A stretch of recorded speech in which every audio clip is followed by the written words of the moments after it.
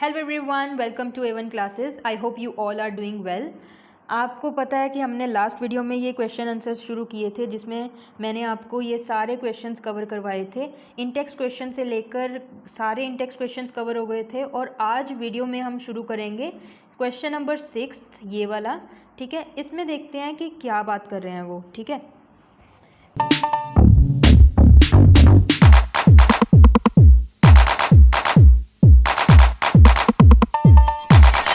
सबसे पहले क्वेश्चन है balance the nitric acid and the calcium hydroxide. ठीक है, 6th क्वेश्चन में ना आपको बुक के अंदर इस तरह इक्वेशन दी हुई है। ठीक है, इसको सॉल्व करना है। कैसे सॉल्व करोगे आप? सबसे पहले आपको देखना होगा कि आपको कितने कंपाउंड्स गिवन है। ठीक है, कितने कंपाउंड्स गिवन है। देखो हमें क्या क्या चीज़ें देखने को मिल रही हैं। सबसे पहले तो ये हाइड्रोजन देखने को मिल रहा है, फिर उसके बाद ये NO3, ठीक है, जिसको नाइट्रिक एसिड बोलते हैं। और इसके बाद कैल्शियम कितने हैं? 2। कैल्शियम हाइड्रोक्साइड कितने हैं? 2। ठीक है, सबसे पहले तो आपने देख लेना है कि कितने कितने प्रेजेंट हैं। ओके, कैल्शियम हमारे पास 2 कंपाउंड प्रेजेंट है, नाइट्रोजन हमारे पास 2 कंपाउंड प्रेजेंट है, हाइड्रोजन हमारे पास 3 प्रेजेंट है, एंड उसके बाद हमारे पास ऑक्सीजन जो है 4 कंपाउंड प्रेजेंट है। ठीक है, ये तो मैं बात कर रही हूँ सिर्फ और सिर्फ इस लेफ़्ट हैंड साइड की। ठीक है, अगर आपको बैलेंसिंग करनी है, ठीक है, अगर आपको बैलेंसिंग करनी है तो आपको लेफ़्ट हैंड साइड में जो भी कंपाउंड्स दिए होंगे उनको उनकी अमाउंट सेम रखनी होगी राइट हैंड साइड भी। ओके, तो करते हैं शुरू। ठीक है, सबसे पहले हमने क्या करना है, हाइड्रोजन कितने हैं? 1 है। हाइड्रोजन यहाँ पे 1 है, तो इसके अंदर कितने हैं? 2। हाइड्रोजन यहाँ पे 1 और यहाँ पे 1, कितने हो गए? 2। और इस राइट हैंड साइड में कितने हो गए? 2। तो ये बैलेंस हो गया। ठीक है, लेकिन नाइट्रोजन कितने हैं? नाइट्रोजन यहाँ पे 1 है और नाइट्रोजन यहाँ पे ट्वाइस है, मतलब 2 हैं। ठीक है, तो ये तो गड़बड़ हो गई। लेफ्ट हैंड साइड कुछ और है और राइट हैंड साइड कुछ और है। तो इसको बैलेंस करने के लिए हमने क्या करना होगा, लेफ्ट हैंड साइड में हमने देख लिया कि 1 है और राइट हैंड साइड हमारे पास 2 हैं। तो बैलेंस करने के लिए हम मल्टीप्लाई कर देंगे 2 के साथ। कैसे? हमने कंपाउंड के आगे ही लगा देना है 2। ठीक है, कंपाउंड के आगे लगा देना है 2। आप यहाँ पे देखो, यहाँ पे मैंने इस पूरे कंपाउंड के आगे नंबर लगाया है 2। ठीक है, जिससे क्या होगा, यहाँ पे हाइड्रोजन कितने हो गए? 2। और नाइट्रोजन कितने हो गए? 2। ऑक्सीजन कितने हो गए? ऑक्सीजन के पैर में 3 है और उसके कंपाउंड के आगे 2 है। 3 2 का कितना हो गया? 6। तो ऑक्सीजन कितने हो गए? 6। ठीक है, लेकिन यहाँ पर काउंट कर लेते हैं। हमारे पास यहाँ पे कैल्शियम कितने हैं? कैल्शियम हमारे पास 1 है और कैल्शियम हमारे पास यहाँ पे भी 1 है। हाइड्रोक्साइड कितने हैं? हाइड्रोक्साइड 2 हैं और हाइड्रोक्साइड के अंदर ऑक्सीजन यहाँ पे 2 आ गई और हाइड्रोजन हमारे पास 2 आ गए। यहाँ पर देखो हाइड्रोजन की मात्रा कितनी है? हाइड्रोजन 4 है। और यहाँ से हमें पता चलता है कि रिएक्टेंट में भी हमारे पास हाइड्रोजन कितनी है? 4 हैं, क्योंकि HNO3 में हाइड्रोजन है, हाइड्रोक्साइड के H में भी 2 हाइड्रोजन है। ऐड करना था, एक यहाँ पर 2 ऐड करना था जिससे हमारी इक्वेशन बैलेंस होगी, और इसके आगे ऐड करना था 2 जिससे हमारी इक्वेशन कम्प्लीटली बैलेंस्ड हो गई। ठीक है, हाइड्रोजन भी 4 और 4 हो गए, राइट हैंड साइड भी लेफ्ट हैंड साइड भी, और नाइट्रोजन राइट हैंड साइड भी और left hand side, and calcium भी और ऑक्सीजन भी। इन चारों की बैलेंसिंग हो गई यहाँ पे। ठीक है, I hope you have cleared this question. Now let us move to the next question number 6B. अब वो आपको कह रहे हैं, जिसमें क्वेश्चन नंबर 6B में NaOH ये सोडियम हाइड्रोक्साइड है और यहाँ पर है H2SO4। इससे हमारे क्या रिएक्शन बनकर आई है? Na2SO4 and H2O। ठीक है, ये रिएक्शन हमारे पास बनकर आई है। तो हमने सबसे पहले यही चेक करना है कि कितने हमारे पास लेफ्ट हैंड साइड में बनेंगे और कितने राइट हैंड साइड में बनेंगे कंपाउंड। चलिए देखते हैं। सबसे पहले तो आपने देखना है कि ये वाला जो चेक करना है कि नाइट्रोजन कितने हैं। यहाँ पे नाइट्रोजन कितने हैं? 1। यहाँ पे नाइट्रोजन कितने हैं? 2। तो नाइट्रोजन की वैल्यू कितनी हो गई? लेफ्ट हैंड साइड 1 और राइट हैंड साइड 2। ठीक है, हमें इसको बैलेंस करने के लिए क्या करना होगा, हमें पूरे कंपाउंड के आगे नंबर 2 लगाना होगा। क्या लगाना होगा? नंबर 2, मतलब इस कंपाउंड के यहाँ इस पोजीशन में। तो यहाँ पे हमने 2 लगा दिया है। और उसके बाद हमने एक चीज़ और नोटिस करनी है। अब जब हमने 2 लगा दिया, नाइट्रोजन यहाँ पे कितने हो गए? 2 हो गए, और हाइड्रोक्साइड कितने हो गए? 2 हो गए। अब यहाँ पे चेक कर लेते हैं राइट हैंड साइड। नाइट्रोजन कितने हैं 2 हैं, और हाइड्रोक्साइड O कितने हैं, हाइड्रोक्साइड में O कितने हैं 2, O 2 हैं। हमने ये तो मल्टीप्लाई कर दिया 2 के साथ। हाइड्रोजन की वैल्यू यहाँ पे एक साइड 4 आ रही है और एक साइड 2 आ रही है, मतलब हाइड्रोजन एटम को बैलेंस करना है अब हमने, ठीक है। तो हाइड्रोजन बैलेंस करने के लिए हमें क्या करना होगा, सबसे पहले हमें मल्टीप्लाई करना होगा हाइड्रोजन को 2 के साथ। किसके साथ, हाइड्रोजन H2O को, वाटर मॉलिक्यूल को 2 के साथ करना होगा मल्टीप्लाई, ठीक है। यहाँ पर अगर 2 लगा देंगे तो हमारी पूरी इक्वेशन बैलेंस्ड हो जाएगी, ठीक है। ये हमारी पूरी बैलेंस्ड इक्वेशन हो जाएगी। Now let us move to the next question number C. क्या कह रहा है, 6th C, आपको इक्वेशन दी हुई है NaCl plus AgNO3 gives Cl AgCl plus NaNO3। आपके पास ये इक्वेशन दी गई है, ठीक है। इसमें चेक करना है कि आपको जब हम NaCl को मिलाएंगे AgNO3 में तो क्या बनकर आएगा, हमारे पास AgCl बनकर आएगा एक, और दूसरा बनकर आएगा NaNO3, ठीक है। ये एग्जांपल है डबल डिस्प्लेसमेंट की। इसमें हमने चेक करना है कि ये बैलेंस्ड है या नहीं। वैसे तो देखने से ही पता चल रहा है कि ये इक्वेशन बैलेंस्ड है, ठीक है। इसमें देखो नाइट्रोजन एक है और नाइट्रोजन यहाँ पर भी एक है। Cl यहाँ पर कितने हैं, एक, और यहाँ पर भी Cl एक ही है। हाँ, Ag कितने हैं यहाँ पर, एक, और Ag यहाँ पर भी एक है। NO3 की अमाउंट भी एक है और NO3 यहाँ पर भी एक है। तो ये तो हो गई ऑलरेडी बैलेंस्ड, इसमें कुछ भी करने की कोई ज़रूरत नहीं है, ये ऑलरेडी बैलेंस्ड इक्वेशन है। Is it clear? Now come to the next, that is D part. D part में आपको बोला गया है BaCl2H2SO4 gives BaSO4 plus HCl। अब इसमें देखो, आपके पास Ba के अमाउंट चेक करनी है। सबसे पहले Ba कितनी है 1, और यहाँ कितनी है, यहाँ पर भी 1 है। Cl की अमाउंट कितनी है 2, और यहाँ पर 1। सबसे पहले तो हम Cl की अमाउंट को ध्यान से क्या करेंगे, बैलेंस आउट करेंगे। उसको बैलेंस करने के लिए हमें क्या करना होगा, HCl के आगे, यहाँ पर HCl के आगे नंबर लगा देंगे 2, ठीक है, इस तरीके से, जिससे क्या होगा, यहाँ पर Cl कितने हो जाएंगे 2 हो जाएंगे, और यहाँ पर Cl कितने हो जाएंगे 2 हो जाएंगे। तो ये तो होगी बैलेंस्ड। नेक्स्ट है हमारे पास H2। H2 के बाद यहाँ पर 2 है, यहाँ पर भी H कितने हैं 2 है, ठीक है। यहाँ पर SO4 बचा है। SO4 कितने हैं हमारे पास 4, ठीक है, ये मतलब एक ही है। SO4 इस तरफ भी एक है। तो ये हो गई हमारी इक्वेशन टोटली बैलेंस्ड, ठीक है। हमें सिर्फ यहाँ पर 2 लगाना था। Is it clear? तो ये तो हो गई हमारी बैलेंस्ड इक्वेशन। चलिए नेक्स्ट करते हैं हम बात नेक्स्ट क्वेश्चन की तरफ। तो हमारे पास यहाँ पर नेक्स्ट क्वेश्चन दिया हुआ है, क्वेश्चन नंबर 7th ए आपकी बुक में दिया होगा। Right the balanced chemical equation for the following reactions. हमें कुछ रिएक्शंस दी गई हैं इस तरीके से, और हमने उसको बैलेंस आउट करना है, ठीक है। सबसे पहले तो ये इन इक्वेशंस की सिंबल्स लिखने हैं। सिंबल्स कैसे लिखेंगे हम, Ca कैल्शियम का क्या होता है Ca सिंबल, हाइड्रोक्साइड क्या होता है OH2 OH ट्वाइस, ठीक है। और कार्बन डाइऑक्साइड का सिंबल क्या होता है C2O, और कैल्शियम कार्बोनेट का सिंबल क्या होता है CaCO3। वाटर का क्या होता है H2O, ठीक है। अब ध्यान से देखो, जब हमने सिंबल्स लिख दिए हैं इन सभी कंपाउंड्स के फॉर्मूले राइट डाउन कर लिए हैं, और उसके बाद हम करेंगे इनकी बैलेंसिंग को करने के लिए सबसे पहले क्या करना होगा, चेक करना होगा कि कितना अमाउंट लेफ्ट हैंड साइड है, कितना अमाउंट राइट हैंड साइड है। Ca तो हमें बैलेंस दिख रहा है क्योंकि लेफ्ट हैंड साइड में भी एक है और राइट हैंड साइड में भी एक है। नेक्स्ट है हमारे पास हाइड्रोक्साइड भी हमारे पास ट्वाइस है। यहाँ पर हाइड्रोक्साइड के अंदर O2 है, H भी कितने हैं 2 है। यहाँ पर H कितने हैं 2 है, और O हमारे पास यहाँ पर कितने हैं 1। लेकिन एक मिनट, O तो यहाँ पर भी हैं, यहाँ पर कितने हो गए 2 तो यहाँ पर थे और 2 यहाँ पर कितने हो गए 4 हो गए। यहाँ पर 3 यहाँ पर है और 1 इधर है, यहाँ पर भी 4, ठीक है। तो एक हमारे पास रह गया C, मतलब कार्बन एक इधर है और एक इधर है। Is it clear? तो ये इक्वेशन ऑलरेडी बैलेंस्ड थी, हमें इसमें कुछ भी करने की ज़रूरत नहीं है। अगर आपको चेक करना हो ना तो आप ऐसे टेबल बना सकते हो, इसमें शो कर सकते हो कि कौन से रिएक्टेंट साइड में कितने हैं एलिमेंट्स और प्रोडक्टेंट साइड में कितने हैं। बाद में आप वेरीफाई करके अपनी इक्वेशन को बना सकते हो, ठीक है। Now come to the next, हमारे पास क्वेश्चन है 7B।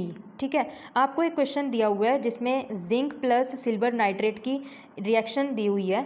ठीक है, जिंक प्लस सिल्वर नाइट्रेट कैसे होता है? जिंक का सिंबल होता है Zn और सिल्वर नाइट्रेट होता है AgNO3। जिंक एंड AgNO3 को रिएक्ट करके हमारे पास आएगा ZnNO3 ट्वाइस, देन सिल्वर अकेला रह जाएगा। ठीक है, ये सब लिखने के बाद आपने क्या करना है? बैलेंसिंग करने के लिए इस इक्वेशन की तरफ देखो। बैलेंसिंग करने के लिए हमने क्या किया, इस इक्वेशन के अंदर जो भी हमें दिख रहा है, यहाँ पे था Zn सिर्फ एक अमाउंट में था लेफ्ट हैंड साइड, और राइट हैंड साइड भी एक अमाउंट में है। ठीक है, नेक्स्ट हमारे पास आता है, नेक्स्ट क्या आएगा हमारे पास? Ag कितने हैं यहाँ पे? 2, यहाँ पे कितने हैं? 1। Ag को हमें, Ag के आगे अगर आप देखो, Ag पहले अकेला था लेकिन हमने यहाँ पर 2 लगा दिया है। ठीक है, 2 को लगाया है। क्यों लगाया है? ताकि हमारी इक्वेशन बैलेंस हो सके। ठीक है, बैलेंस कैसे होगी? हमने इसको सबसे पहले मल्टीप्लाई कर दिया ताकि हम बैलेंस आउट कर सकें। यहाँ पर भी AgNO3 को ट्वाइस कर सकें और यहाँ पर भी AgNO3 ट्वाइस लेकर आ सकें। ठीक है, लेकिन एक और बात, Ag तो यहाँ पर कितने हैं? 2 हैं, और यहाँ पर कितने हैं? 1 है। तो हमें इसको बैलेंस करने के लिए क्या करना होगा? हमें इधर भी 2 लगाना होगा। इस एलिमेंट के आगे, Ag के आगे क्या लगाएंगे? 2। तो हमारे पास ऐसी एक इक्वेशन आ जाएगी। ठीक है, और इन टोटल हमारे पास क्या आएगी इक्वेशन बैलेंस करके?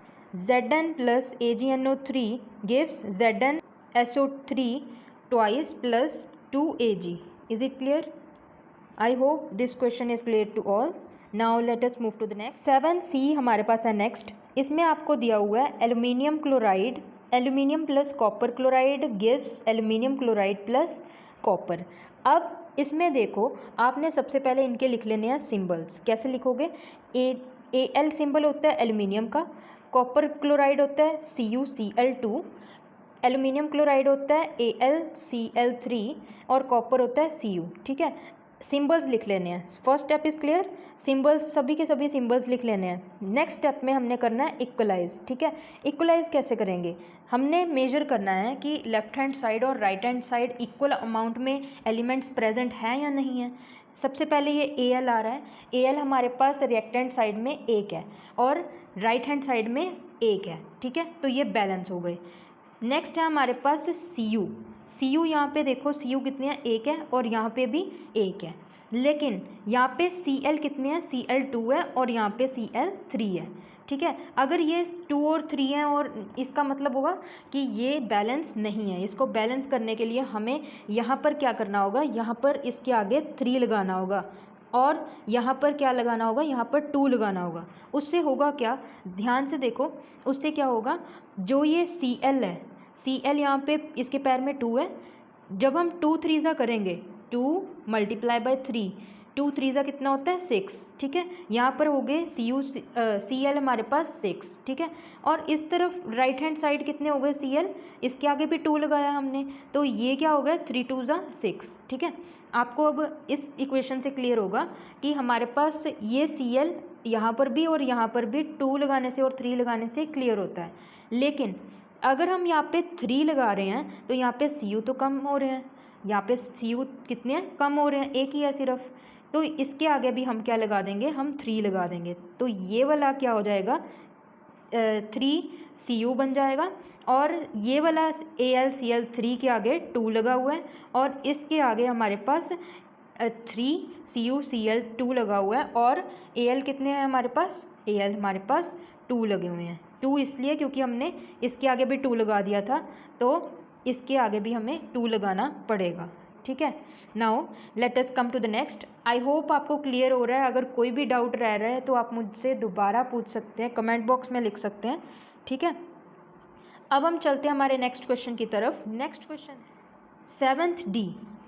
7th D के अंदर हमारे पास है barium chloride plus potassium sulphate.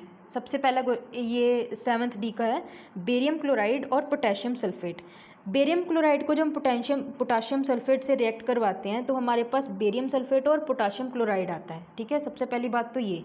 दूसरी बात आपको पता होनी चाहिए कि इसके सिंबल्स क्या होते हैं? सबसे पहले तो बेरियम क्लोराइड होता है BaCl2 और पोटाशियम सल्फेट होता है K2SO4, ठीक है। जब इसका रिएक्शन करवाएंगे हम इसकी, तो BaSO4 यानी कि बेरियम सल्फेट आएगा और पोटाशियम क्लोराइड यानी कि KCl आएगा, ठीक है। अब ध्यान से देखो, अब इसको करना है हमने चेक। ये वाली इक्वेशन में BA नज़र आ रहा है वो है 1, ठीक है, इसमें भी 1 नज़र आ रहा है, तो ये तो हो गया क्लियर, कंप्लीट है, बैलेंस है। यहाँ पर Cl हमारे पास है 2, लेकिन यहाँ पर Cl हमारे पास सिर्फ 1 है, ठीक है, ये तो गड़बड़ हो गया। इसको बैलेंस आउट करने के लिए हमने पूरे KCl के आगे, ठीक है, इस एलिमेंट के आगे यहाँ पर 2 लगाना होगा, ठीक है। उससे क्या होगा, Cl की अमाउंट हो जाएगी यहाँ पर 2 रिएक्टेंट साइड में और प्रोडक्टेड साइड में भी 2 हो जाएगी। Is it clear? Just like this. Next K2 हमारे पास कितने हैं? 2, ठीक है, 2 में, लेकिन यहाँ पर तो सिर्फ 1 है, तो हमें क्या करना, यहाँ पर 1 नहीं है, यहाँ पर हमने 2 लगाया था, इसका मतलब ये भी बैलेंस आउट हो चुके हैं, ठीक है। नेक्स्ट हमारे पास आता है SO4। SO4 कितने हैं? 1, और यहाँ पर SO4 कितने हैं? 1, तो ये हो गई इक्वेशन बैलेंस्ड, ठीक है। BA हमारे पास रिएक्टेंट साइड प्रोडक्टेंट साइड दोनों 1-1 है, Cl हमारे पास 2-2 हो गए हैं, K हमारे पास 2-2 हो गए हैं, और उसके बाद S भी हमारे पास कितने हैं? SO4 भी हमारे पास कितने हैं? 1, ठीक है। Is it clear? आपको चेक करना है सिर्फ कि बैलेंस्ड इक्वेशन हमारी कैसे बनेगी, जब हमारे पास रिएक्टेंट साइड और प्रोडक्टेंट साइड दोनों तरफ इक्वल होंगे, ठीक है। Now let us come to the next question number 8। Question number 8 है, यहाँ पर टाइपिंग नहीं, यहाँ पर आना था टाइप्स ऑफ रिएक्शंस, ठीक है। आपको पहले बैलेंस करना है इक्वेशन को, फिर उसकी टाइप बतानी है कि कौन सी टाइप है, कौन सी रिएक्शन हो रही है यहाँ पर, ठीक है। सबसे पहले क्वेश्चन है potassium bromide barium iodide, potassium iodide and barium bromide. ये हमारे पास क्या है? एक इक्वेशन है, ठीक है। ये आपके पास क्वेश्चन है 8A का। तो पोटाशियम का क्या सिंबल होता है? सबसे पहले क्या होता है? K, और ब्रोमाइड का क्या होता है? Br, तो ये हो गया KBr। नेक्स्ट है ब्रोमियम iodide BA barium and iodide means I2, okay. Potassium iodide, next हमारे पास पोटाशियम आयोडाइड है, इसका मतलब KI, potassium is K and iodide is I। Barium bromide, barium है BA, ब्रोमाइड है Br2। Is it clear? सबसे पहला step तो यही होता है कि हमें इन सभी जो भी हमें इक्वेशन दी गई है, एलिमेंट्स दिए गए हैं, उनके सिंबल्स पता होने चाहिए, ठीक है। सिंबल्स लिख लेने के बाद आपको चेक करना है left hand side and reactant and right hand side जो होते हैं हमारे प्रोडक्ट होते हैं वो इक्वल हैं या नहीं हैं, ठीक है। तो इसको चेक करने के लिए सबसे पहले हम काउंट करेंगे K की वैल्यू को। K हमारे पास यहाँ पर सिर्फ 1 है और K यहाँ पर हमारे पास 1 है, it means it is balanced. Now let us move to the Br। Br हमारे पास यहाँ पर 1 है, लेकिन Br हमारे पास यहाँ पर 2 है, तो हमें क्या करना होगा? हमें इस तरफ भी 2 लगाना होगा। Is it clear? जब हम यहाँ पे 2 लगा देंगे, ठीक है, जब हम यहाँ पे 2 लगा देंगे, हमारे पास ये इक्वेशन तो K की दोबारा से बनानी पड़ेगी। कैसे? ज़रा देखो, K यहाँ पर कितने हो गए? 2, लेकिन यहाँ पर कितने हैं? 1, तो इसका मतलब यहाँ पर भी हमें क्या करना होगा? यहाँ पर भी हमें 2 लगाना होगा, इसके आगे भी 2 लगाना होगा। Is it clear? 2 लगाने के बाद ये तो हमारे पास हो गया अच्छे से बैलेंस, ठीक है। नेक्स्ट आता है हमें BA, नेक्स्ट इज़ BA, ये है BA, यहाँ पर 1 है BA एंड यहाँ पर भी कितने हैं? 1 ही है, क्लियर है। Next is I2। I2 हमारे पास रिएक्टेंट साइड कितने हैं? 2 ही हैं, I2 मीन्स 1 है, हमारे पास आयोडाइड 1 है, ठीक है। और यहाँ पर कितने हैं? I यहाँ पर कितने हैं? 2 है, क्योंकि जो भी इक्वेशन के आगे लगा होता है नंबर वही माना जाता है, तो I हमारे पास कितने हैं? 2 है। I यहाँ पर भी 2 हो गए और I यहाँ पर भी 2 हो गए। Is it clear? तो ये इन टोटल इक्वेशन हमारे पास क्या बनकर आई? इन टोटल हमारे पास ये इक्वेशन बनकर आई है 2KBr, ये वाली 2KBr plus B I2 gives 2KI plus BA Br2। Is it clear? तो ये रिएक्शन हमें देखने को मिल रही है कि इसमें क्या हो रहा है, डबल डिस्प्लेसमेंट हो रही है, ठीक है, आयन एक्सचेंज हो रहे हैं कि जो ये पोटाशियम था, इस पोटाशियम ने आयोडाइड के साथ रिएक्ट कर लिया और इस बेरियम ने ब्रोमाइड के साथ रिएक्ट कर लिया। इसका मतलब ये डबल डिस्प्लेसमेंट रिएक्शन है। Is it clear? Is it clear? Now come to the next 8B। आपको इसको बैलेंस करना है और बाद में क्या बताना है, इसकी टाइप बतानी है। 8B क्वेश्चन है हमारे पास, decomposition of zinc carbonate, decomposition of zinc carbonate. ये जिंक कार्बोनेट का फॉर्मूला होता है, ठीक है, ZnCO3 जिंक कार्बोनेट। ये डिसोसिएट होगा, दो कंपाउंड्स निकलेंगे इसके, ठीक है, हीट करने पे। एक निकलेगा ZnO जिंक ऑक्साइड और एक निकलेगी कार्बन डाइऑक्साइड CO2, ठीक है। तो ये होगी डिकम्पोजिशन रिएक्शन। और इसमें जब आपको बैलेंसिंग करनी है तो ध्यान रखना है, चेक करना है कि लेफ्ट हैंड साइड जिंक और राइट हैंड साइड जिंक कितने हैं, 1, तो ये बैलेंस्ड है। नेक्स्ट C कितने हैं, यहाँ पर 1 है और यहाँ पर भी C कितने हैं, 1 है। यहाँ पर O कितने हैं, 3 हैं और यहाँ पर 1 O यहाँ पर है और 2 O यहाँ पर है। इट मीन्स 3 O हमारे पास है, 3 ऑक्सीजन हमारे पास हैं। तो ये क्या होगी, टोटली बैलेंस्ड। तो ये रिएक्शन थी हमारे पास जिंक कार्बोनेट की, ठीक है। जिंक कार्बोनेट जब रिएक्ट होता है तो दो कंपाउंड निकलते हैं, zinc oxide and carbon dioxide. Is it clear? Now let us move to the next 8C, that is the combination reaction. मैंने पहले ही बता दिया आपको कॉम्बिनेशन रिएक्शन कैसे होगा, रिएक्शन देखकर ही पता चल रहा है। ध्यान से देखो, hydrogen plus chlorine gives hydrogen chloride, ठीक है। अब देखो दो चीज़ें इसमें कंबाइन हो रही हैं, ठीक है, कॉम्बिनेशन रिएक्शन में दो चीज़ें क्या होंगी, कंबाइन होंगी, जैसे H2 और Cl, H2 और Cl2, ठीक है, दोनों कंबाइन करके एक प्रोडक्ट बना रहे हैं HCl, ठीक है, HCl। यहाँ पर होगी ये कॉम्बिनेशन रिएक्शन, हाइड्रोजन और क्लोरीन दोनों कंबाइन होके एक ही कंपाउंड बना रहे हैं, उसका मतलब है कॉम्बिनेशन रिएक्शन हो रही है। और इसको चेक करने के लिए क्या करेंगे हम, हाइड्रोजन यहाँ पे कितने हैं चेक करो, 2 हैं। हाइड्रोजन यहाँ पर कितने हैं, 1 है। इट मीन्स हमें यहाँ पर क्या करना होगा, यहाँ इसके आगे 2 लगा देना होगा। नेक्स्ट हमारे पास क्या है, इसको इरेज कर देते हैं। नेक्स्ट हमारे पास है क्लोरीन, यहाँ पर 2 है और क्लोरीन यहाँ पर 2 है। इट मीन्स हमें सिर्फ इस कंपाउंड के आगे क्या लगाना होगा, 2, जस्ट लाइक दिस। हमारे पास ये इक्वेशन बनकर आएगी H2Cl2 2HCl, ठीक है, ये हमारे पास रिएक्शन बनकर आएगी। Is it clear? ये कॉम्बिनेशन रिएक्शन की एग्जांपल है। Now let us move to the next question number 8D। इसमें आपको दिया हुआ है मैग्नीशियम की रिएक्शन हाइड्रोक्लोरिक एसिड से, मैग्नीशियम की रिएक्शन हाइड्रोक्लोरिक एसिड से।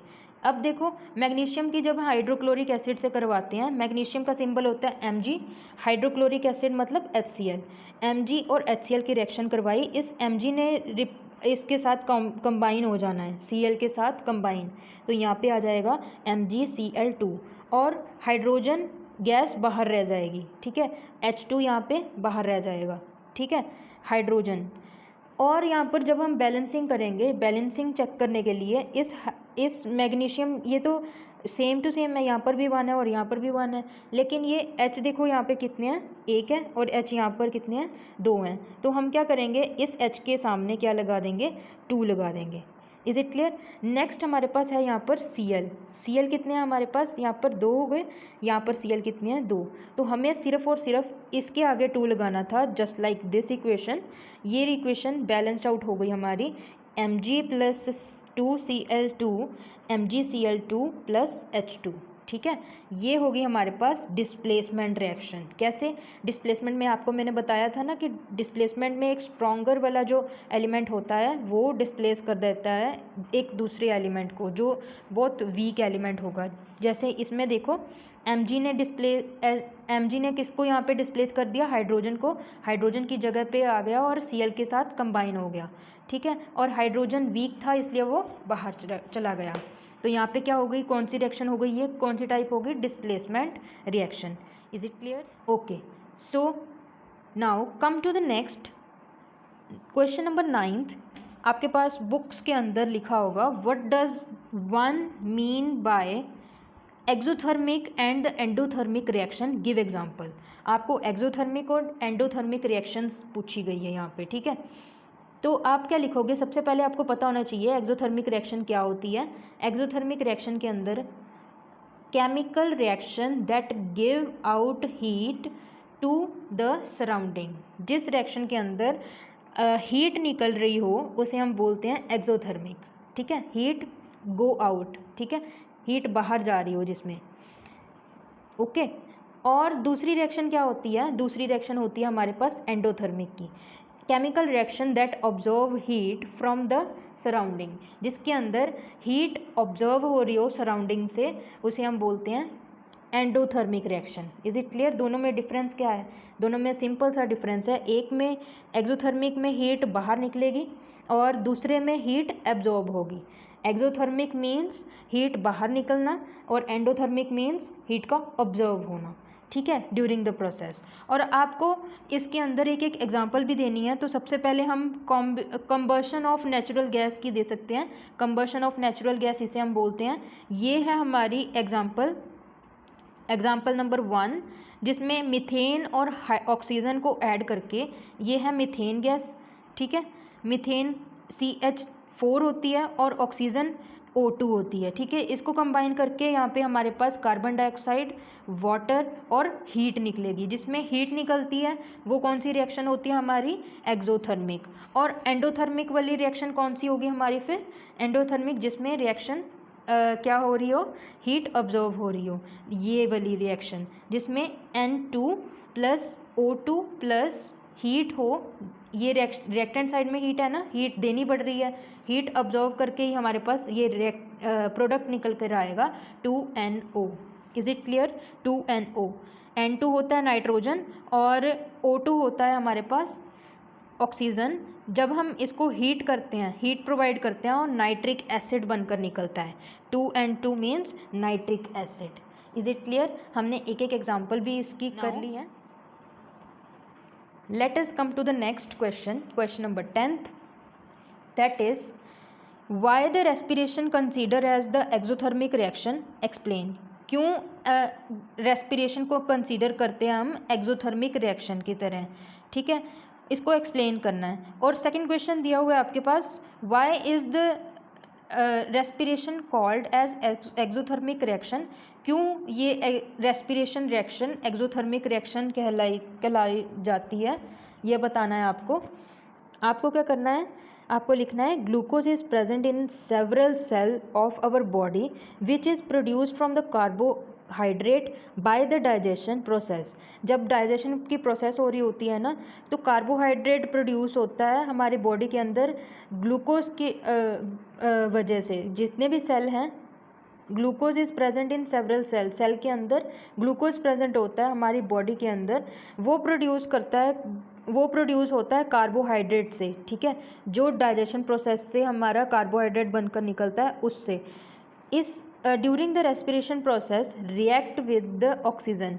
तो ये क्या करता है, रेस्पिरेशन प्रोसेस के अंदर ग्लूकोज रिएक्ट होता है ऑक्सीजन के साथ टू गेट ऑक्सीडाइज्ड, ये ऑक्सीडाइज हो जाता है। And this reaction occur due to the enzyme, ये रिएक्शन एंजाइम की वजह से हो रही होती है। During this reaction heat energy is produced, इस रिएक्शन के अकॉर्डिंग हीट एनर्जी प्रोड्यूस होती है। Therefore respiration is exothermic reaction, इसी रीज़न की वजह से ये एक्सोथर्मिक रिएक्शन कहलाती है, ठीक है।